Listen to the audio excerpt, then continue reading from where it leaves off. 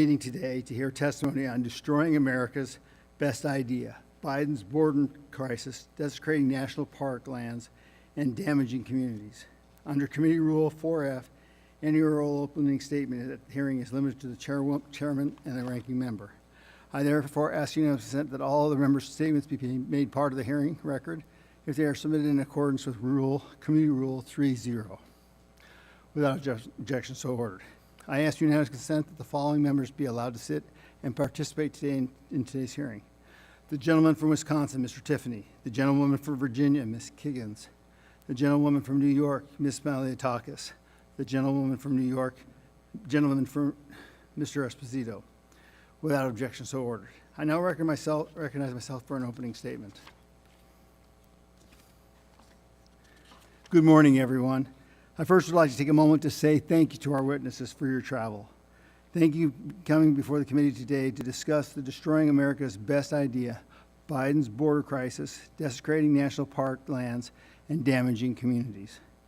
Last September, Chairman Westerman and I visited New York City in the wake of Mayor Adams, a Democrat, predicting that the massive increase in migrants was destroying the city. After being denied a tour of the processing center, we visited Floyd Bennett Field with local elected officials, as well as representatives from the National Park Service. An agreement to the lease site, which sits on National Park Service land, had just been signed between the City of New York and the National Park Service. Local residents, local elected officials, and even law enforcement repeatedly vocalized their concerns for the wrongly reached plan to house thousands of migrants on one of the largest green spaces in New York City.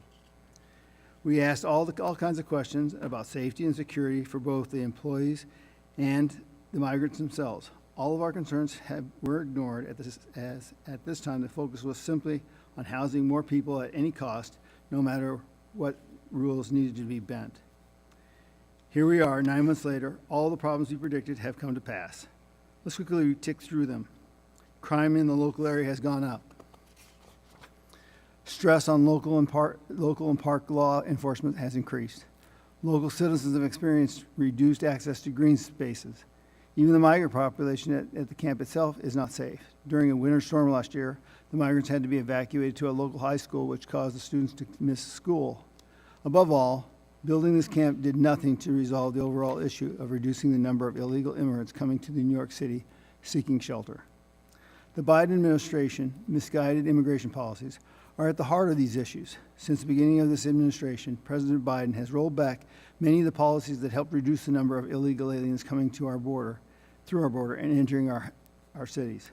Just yesterday, suspected terrorists with ISIS ties were arrested by ICE in New York City and several other cities. The men were migrants who crossed the southern border just last year. The Border Patrol has lost nearly a quarter of its workforce since October of 2020. Twice as many agents have chosen to retire early compared to the Obama and Trump administrations. One agent even commented that, quote, "The administration is so bad for morale, I am not trying to be political, I'm just speaking the facts. It's become political. Catch and release is demoralizing the agents," end of quote. In fact, the situation has gotten so bad during President Biden's time in office that President Biden himself is now desperately attempting to reverse this course and limit asylum claims with an executive order. But this action comes a little, too late, and further supports the committee's conviction that housing migrants on national park land is neither an appropriate use of the nation's most treasured places, nor does it address the Biden administration's border crisis.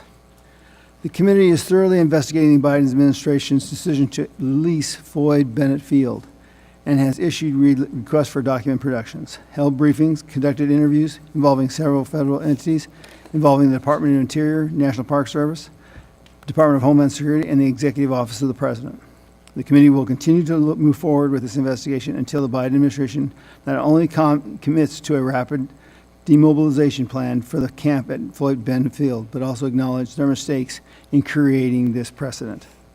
America's national parks are called our nation's best idea. The National Park Service mission is to, quote, "preserve unimpaired and the natural and cultural resources and values of the national park system for the enjoyment, education, and inspiration of this and future generations," end of quote. Housing migrants at National Park Service land sets a dangerous precedent that, left unchecked, could expand into either public lands and national parks, transforming the legacy of a park system from one of natural beauty to a pay-for-play system, prioritizing migrants over our shared national and cultural history. The Floyd Bennett Field lease expires in September. The Biden administration has so far remained silent about its future plans for the migrant camp at Floyd Bennett Field. However, I want to make sure we're clear about this. The lease must end, and it will in January. I'm now recognizing the ranking member for her opening statement. All right. Well, good morning, everyone, and thank you, Mr. Chairman. I want to welcome our witnesses who've traveled to be here today. This is